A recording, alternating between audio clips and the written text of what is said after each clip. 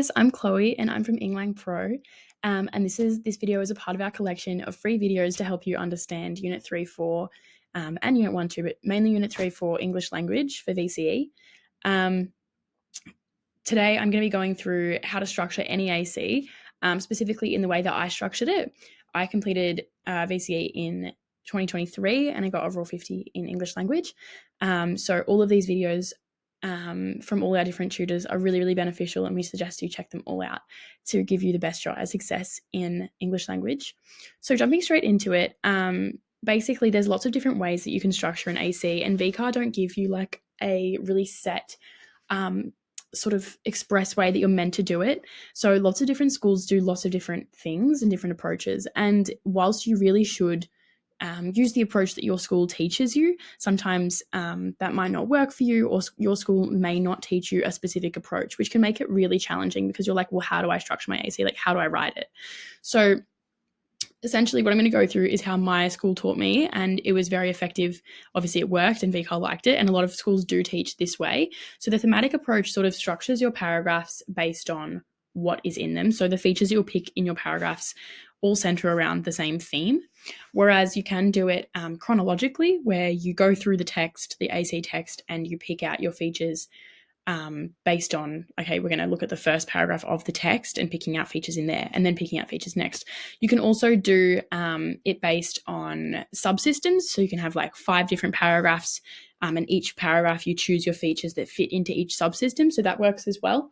But I just found this one the most simple to understand. But yeah, that doesn't say that that doesn't mean that any of the other ones don't work as well. So if this isn't the approach that you use, feel free to like skip this video or have a look and just see what you could be doing instead. But yeah, so this is not like a prescribed way. It's just I found it really easy. So basically what you want to be doing is this centers down to like having 4 paragraphs, right? So your intro and then 3 body paragraphs. In an AC, you don't need a conclusion. So there's just no need. You don't need to do that. Don't do it. It's a waste of time. So the intro will be like much shorter, I suppose, than the 3 body paragraphs. You can have more than 3 body paragraphs. I only did 3 and that always worked for me, but you can have more. I've heard of people having 8 paragraphs. I just don't have time. Like, I didn't have time to write that much. In saying that though, each of my body paragraphs were probably over a page worth of writing. So you can always have like more paragraphs, but they're going to be less writing. So everyone has a similar like sort of level, like of how much they're writing, right? But how you sort of group that together can be different. So jumping straight in, so we have intro, right? For our intro, we're going to include sort of essentially it's just like a checklist, right? You want to include a bunch of different features. It's basically setting up, what is this text about? What am I going to talk about, sort of? So you're going to have the text type. So that's referring to, is it, an article? Is it a conversation? All of that kind of thing.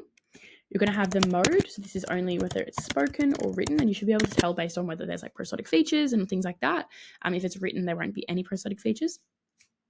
You're going to have the participants or the author. So if it's just a written text, there might just be one author. It might be a group, like the UN or something.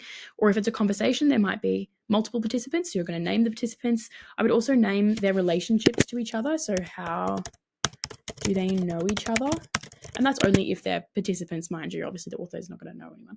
But also in that group, we're also going to identify the audience. And I want you to be specific with the audience. So not just, it might be just like the general public, right? If it's like a radio show, it could be the general public. It could be the wide and broad, Australian audience. But more specifically, think about who is likely to enjoy this text, who's likely to be watching it or listening to it. If it's a conversation, maybe there is no audience and it's just the participants. It's not meant for anyone else to overhear.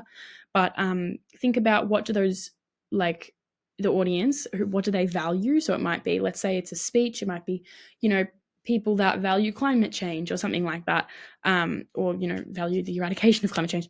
So think about what the participants value. Maybe they're all in a certain job, maybe they're likely to be of a certain age, a certain gender. So you can make these, you don't want to say the participants are all girls and they're all 15, you know what I mean? But they're more likely to be that, or they're more likely to value X, Y, and Z. So try to be more specific. If you just say the broad and general, it sounds like you don't really know.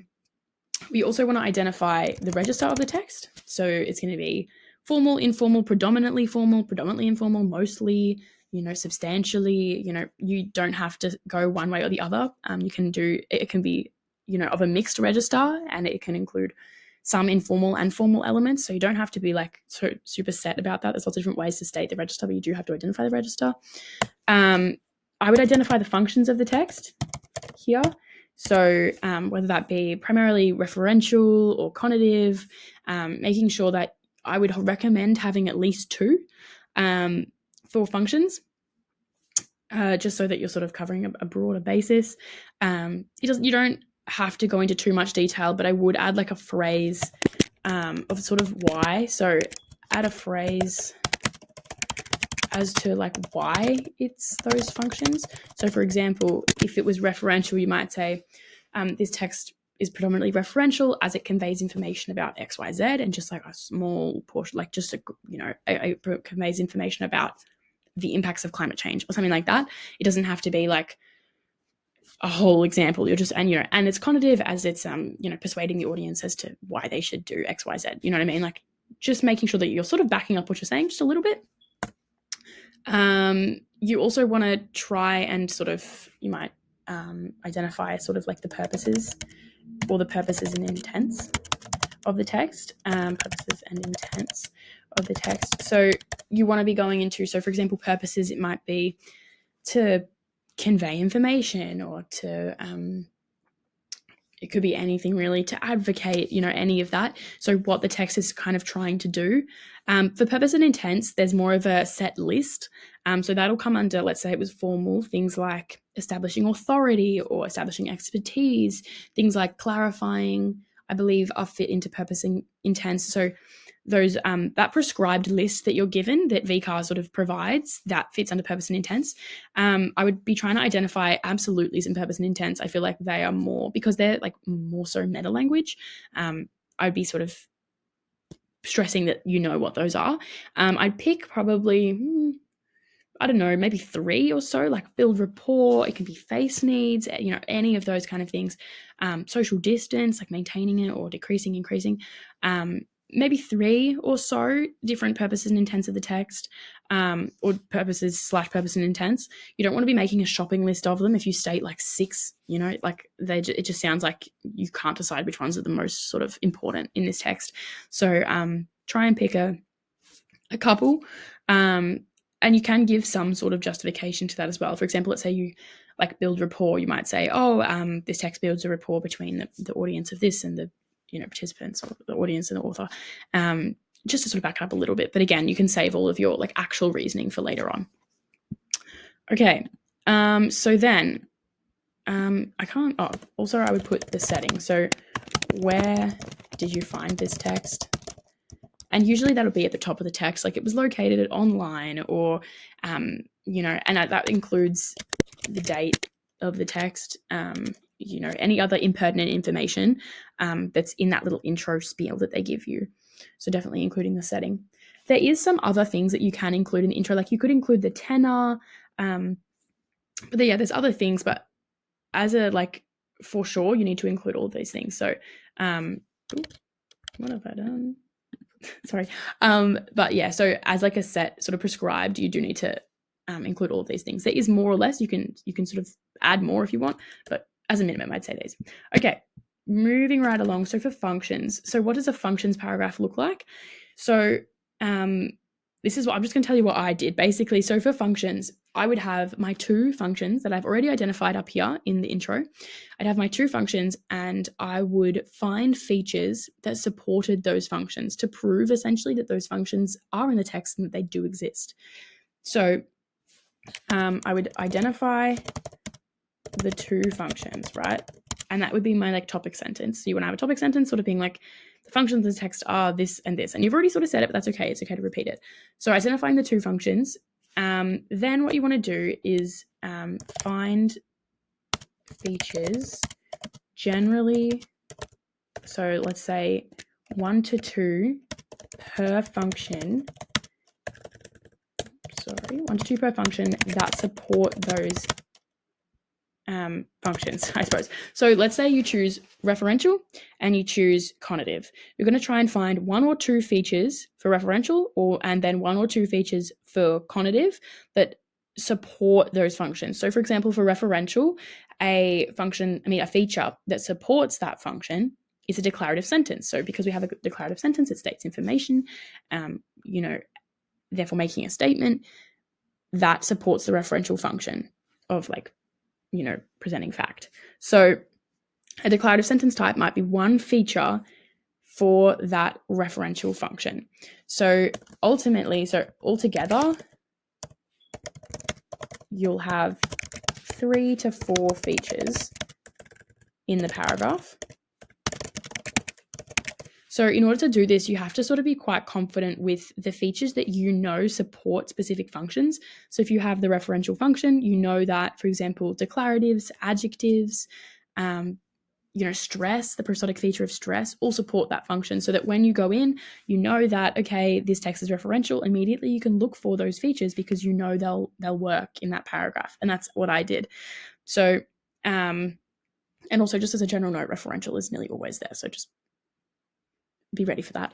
So then you're going to pick your sort of secondary function, and then come in again with either 1 or 2 features to support that. So let's say you picked emotive, you might do adjectives, you might do specific sort of intonation, or I suppose for phatic, intonation really works as well. So I would suggest going through to practice, go through the functions and make a list of what features support each function. And then basically in your analysis, you're going to go through why that feature specifically supports that function and why it does that. So in the analysis, go through why that feature supports that function. And that's essentially what your whole paragraph is sort of on, is how that feature supports the function. You will include, obviously, you've got to have your line numbers, you've got to have your actual quote, right? You've got to have the meta language to support it. And you've got to have a pretty good understanding of those features to sort of analyze them properly. You do also want to have sort of an in-text, in-depth analysis. So it's not enough to just say this declarative supports the function because it states a statement and it makes a statement. It presents information, therefore supporting a referential function. You've got to go way more into depth than that. So you've got to go, what actual information is it presenting? How does that link to the purposes and things like that? So in this paragraph, in your analysis, in this paragraph's analysis, so under each sort of feature, you want to go through how does this feature link to or support the purposes and intents of that specific text. And you can also link to the audience or the author, all of those sort of features that we have up here. Think of English language as like a big spider web, right? So you've got your functions, but they sort of link to other things, and it's sort of, you make all these connections. So how, for example, if you did declarative, right? A declarative supports a referential function. It makes a statement. Who's making the statement? Tell me who. Tell me what that statement is about. Why would they want to make that statement? How does that statement support a function? Well, a purpose. It might support clarifying, right? Because we're ensuring that the information is specific. We might also be supporting maybe the establishing of expertise, because we're making statements about a specific topic or something like that. So you want to go through and link, that's in your analysis as well, to other areas. So if you can see, there's sort of two different aspects of your analysis: why that feature supports the function, and then linking to other areas. I hope that makes sense. I can do a little example here. So let's say the text has a referential function. This isn't how I would actually write it. I'm just giving you an example. Has a referential function, and then you choose declaratives and adjectives to support that referential function. And then you can say your secondary function, the text has, actually, let me make this into stress instead. Let's say it's a spoken text, because it's always good to do a prosodic feature in this paragraph. And then let's say the text has a motive function. And then you could do adjectives here, like specifically sort of like vivid adjectives. And yeah, so that would be 3. And that's honestly what I would have time to write.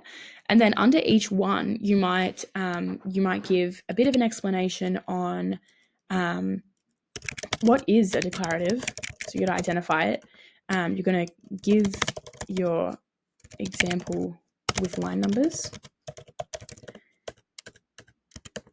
How does that link to a purposes? And maybe how does it link to the audience? Like, what does it do for the audience, or what does it do for the author? So going through all of those things, that's then you're ticked off declaratives. And then you go and do the same thing for stress and the same thing for adjectives. And that what you're going to say in each one is going to be slightly different based on, the actual example that you've picked. But essentially, that's how I would set out the paragraph. Okay, moving right along. I hope that makes sense. Moving right along to register. Now, we sort of take a very similar approach, except it's not broken up into 2 functions. So the rest of them are sort of all just one paragraph. So in the same way, I would do 3 to 4 features. So that's like, when I say features, by the way, it means like different like meta language features. I hope that makes sense. So 3 to 4 features fit into like each paragraph is what I can do. If you can do more, that's great.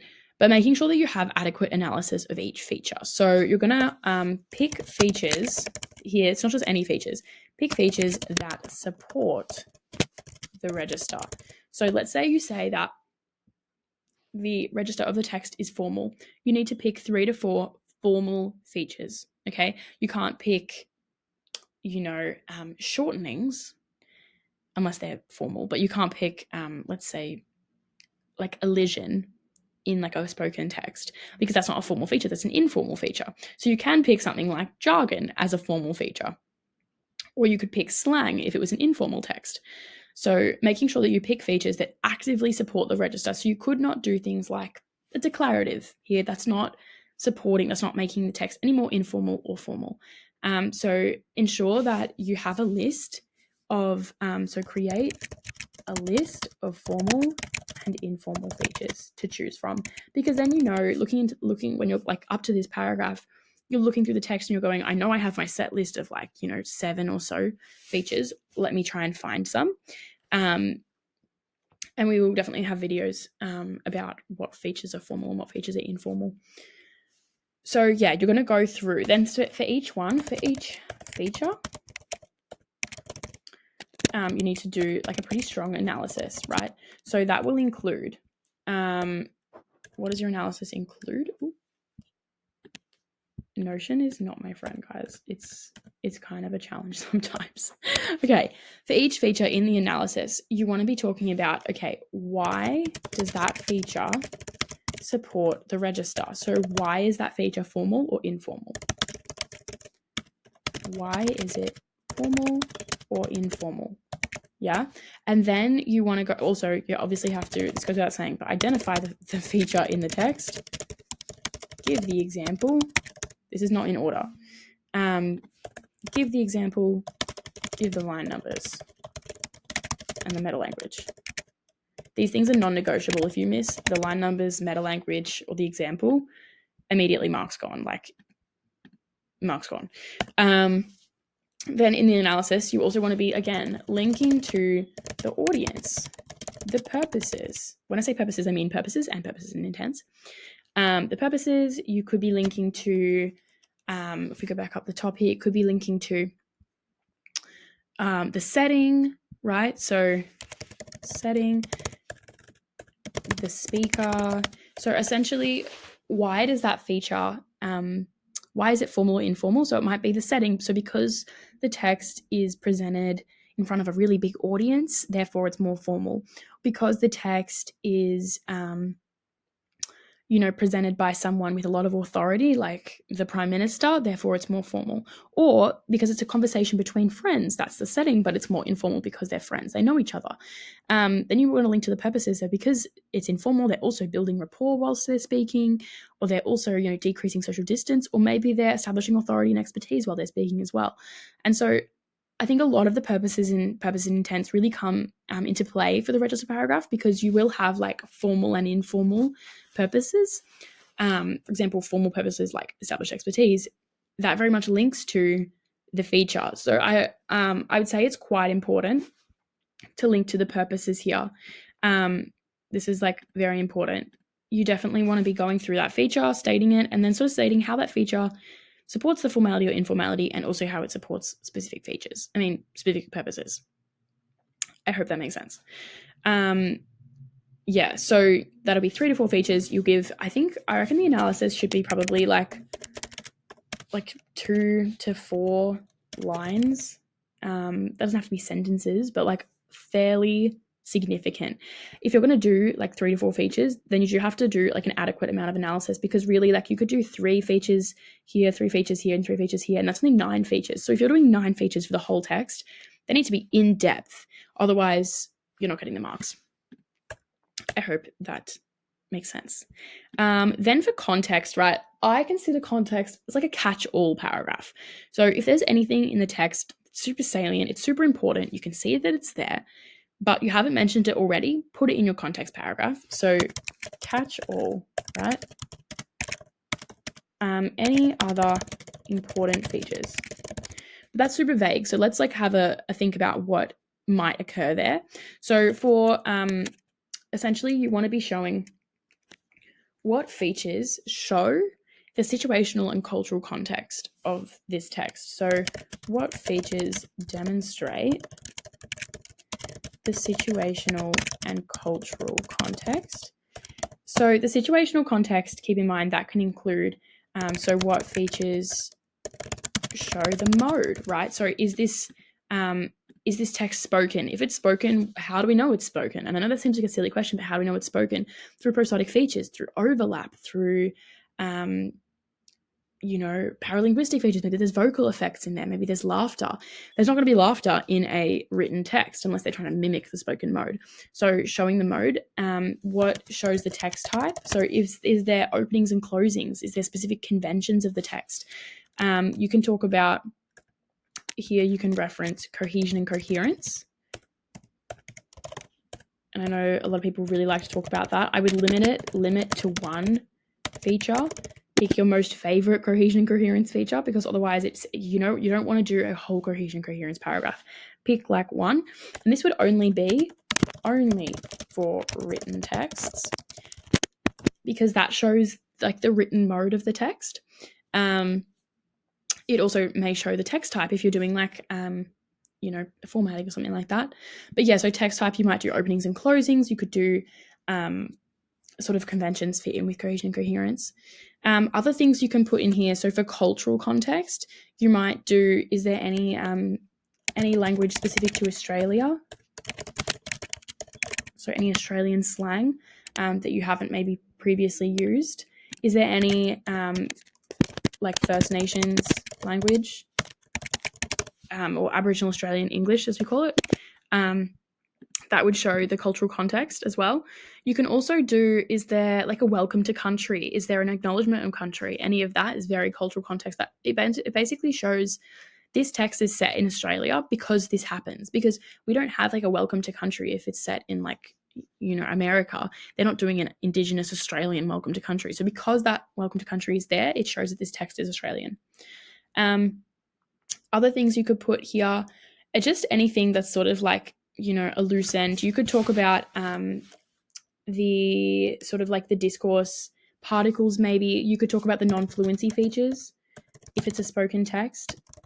So what shows the sort of spontaneous or pre-prepared nature of the text? Is it pre-prepared or is it not pre-prepared? How can we tell? If you wanted and you had some really good other features that fit into functions or register, you can put them in there too. Like there's no rules, right? You can sort of put anything anywhere. It just looks more organized this way. But yeah, so definitely, I would definitely do non-fluency features if you can, if it's spoken. Otherwise, any features that what's it called? Where the participants are sort of talking to each other and they're navigating the floor. So ensuring you can talk about how their topic management, how their turn taking, that's what I was looking for. Any features that support topic management or turn taking. So you can sort of discuss how the floor is being held or passed if it's a spoken text. So there's sort of limitless options here. If there's really salient features that you can see that you haven't analyzed yet, I definitely put them in there. I'd say some of my go-tos would be non-fluency features, doing a semantic field, formatting, definitely any conventions of the text, definitely show sort of that specific context. And in the same way, this is 3 to 4 features of the whole text. So yeah, ultimately, this approach, you're not going to have more than 12 features if you maxed out and did 4 for each. But that's really ensuring only do 4 if you can really fit in that analysis. If you can't do adequate analysis, there's no point doing 25 features and having half a sentence of analysis on each one. They need to be in-depth analysis. So making sure you do them, you take your time and sort of do each of them quite in enough depth, quite properly. I hope that helps. You can definitely see when you go onto VCAR's websites that this isn't how every AC is written. And lots of people do lots of different things. So don't be afraid to sort of not do whatever VCAR put up as the exemplars. I know when I went onto the VCAR exemplars, I was like, this is not how I write, but that is okay. There's so many different ways of writing. And where if you do this approach you do it properly, you will still cover all of the necessary sort of aspects of the text, and you can still 100% get full marks. I promise. If you do it properly. Yeah, so best of luck. I hope this has helped, and feel free to check out all of ELP's other videos and resources for more assistance. Thank you.